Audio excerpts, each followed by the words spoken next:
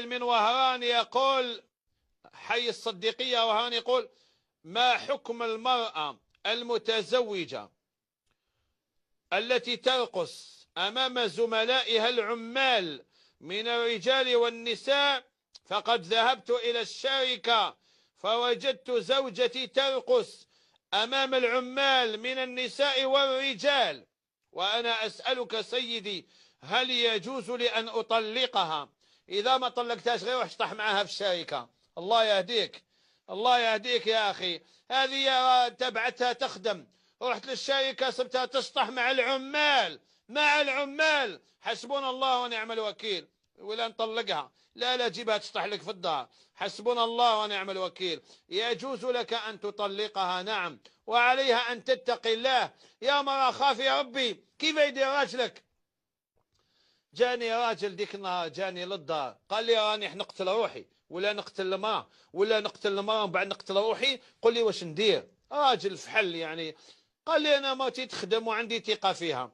قال لي تنصرها في الخدمة. قال لي صبت 3 عمال قاعدين في الفتيات، واحد معاه يكرشو، الاخر يعني ما وضعيه لا تليق، وان هو ما يتهمش مرته. قال لي مرتي، قالت له واش ندير؟ قالت له المكتب وهادو يجوا يدخلوا للمكتب ما عندي ما ندير لهم، واش ندير لهم؟ يعني حسبنا الله ونعم الوكيل. كاين ناس يعتقدوا اي مرة تروح تخدم في الشركه ما عندهاش النيف، وراجلها ما عندوش النيف. حسبنا الله ونعم الوكيل، حسبنا الله ونعم الوكيل. سائل من السيد الأخضر عين الدفلة يقول: ما حكم التحدث بالهاتف مع المرأة بعد العقد وقبل الدخول؟ إذا عقدت عليها فهي زوجتك، إذا عقدت عليها هي مرتك، يجوز لك أن تحدثها بما شئت. وإذا أمنت المكالمة يجوز أن تحدثها كما تشاء، بشرط أن تكون المكالمة